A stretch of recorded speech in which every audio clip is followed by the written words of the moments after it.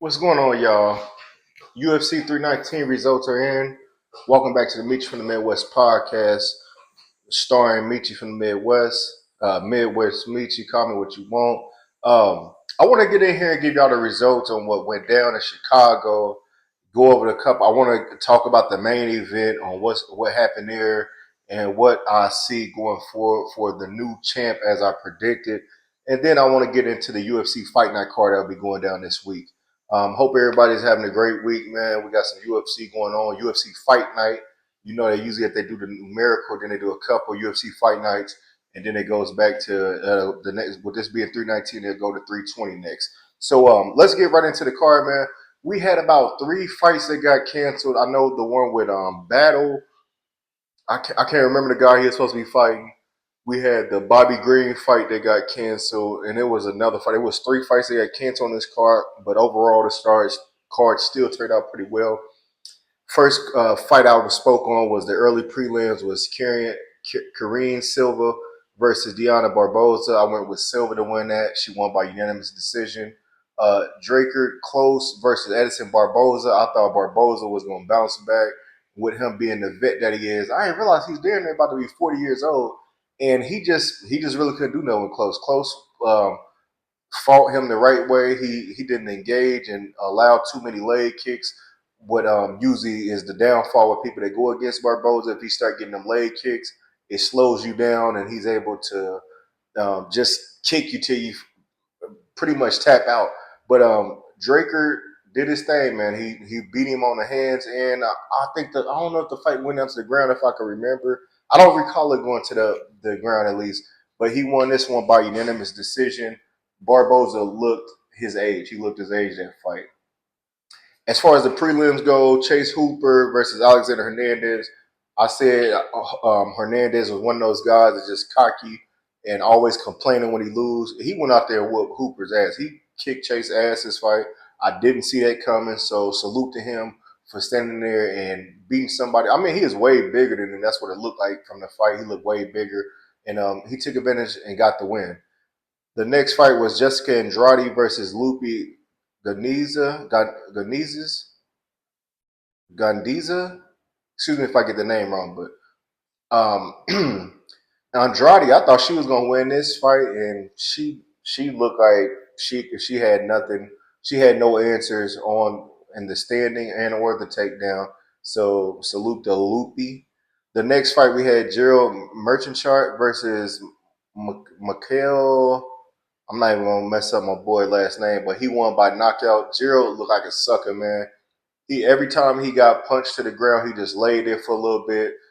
The other guy allowed him to get back to his feet, and each time he just kept on punishing him. Gerald, I thought that he was going to be able to pull this one off because this was a guy that I've never heard of, or at least I haven't seen him fight any like big names. But he made easy work with Gerald, man. So salute to Michael Alonso or something like that.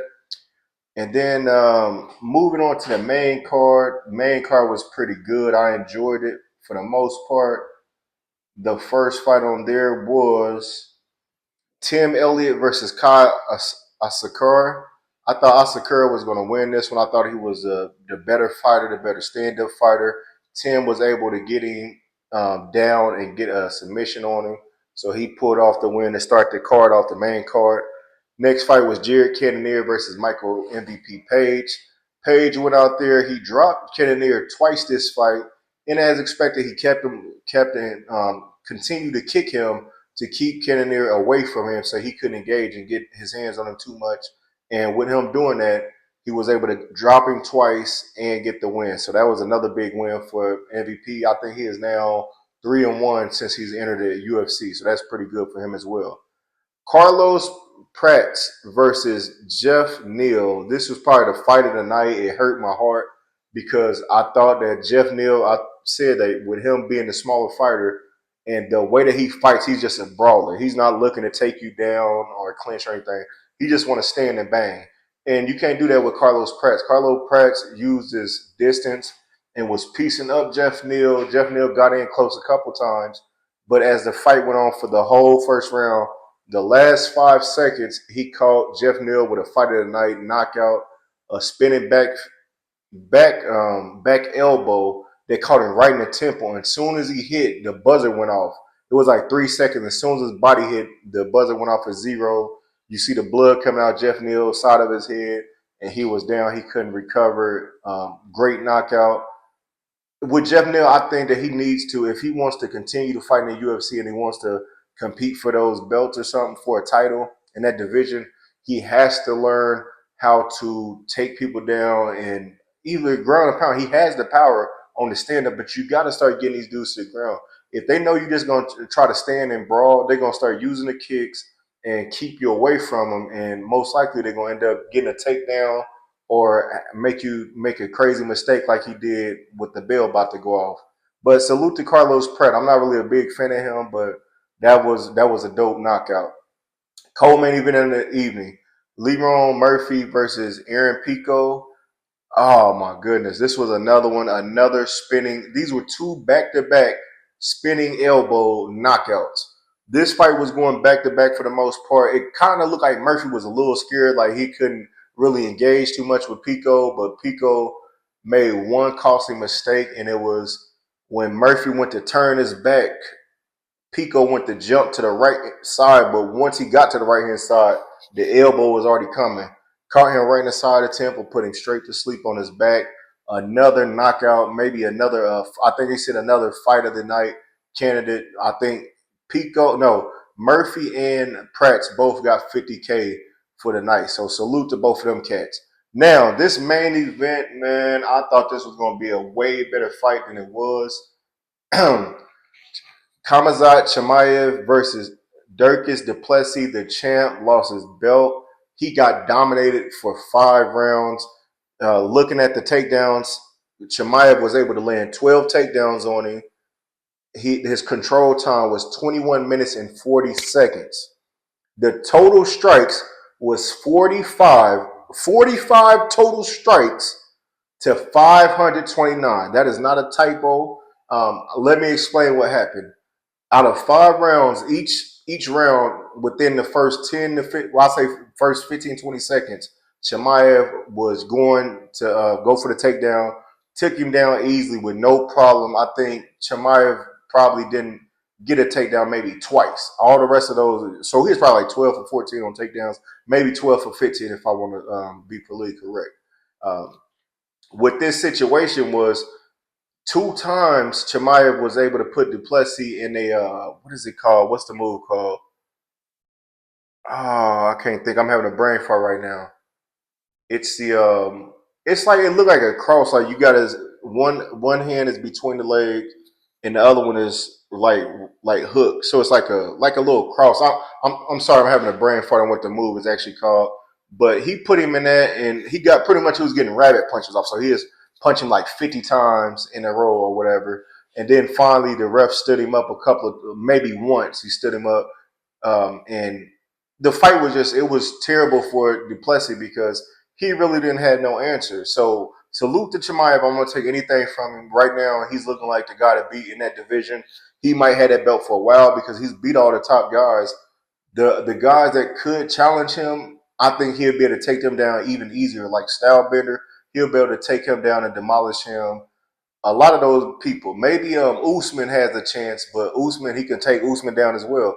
They've already fought before. Usman fought him on a short notice, but I don't think nobody's messing with Chimaev. Now, I know usually when this happens, when somebody gets the belt and Dana puts the rocket on them and say, hey, this guy is the future of the UFC, that's when they start getting their ass whooped. But Chimaev is a very humble guy. I don't see he trains hard. He's focused. He don't do all the extra stuff. He ain't smoking or drinking or partying. He's not one of them type of cats. He's there to fight. So salute to the new champ.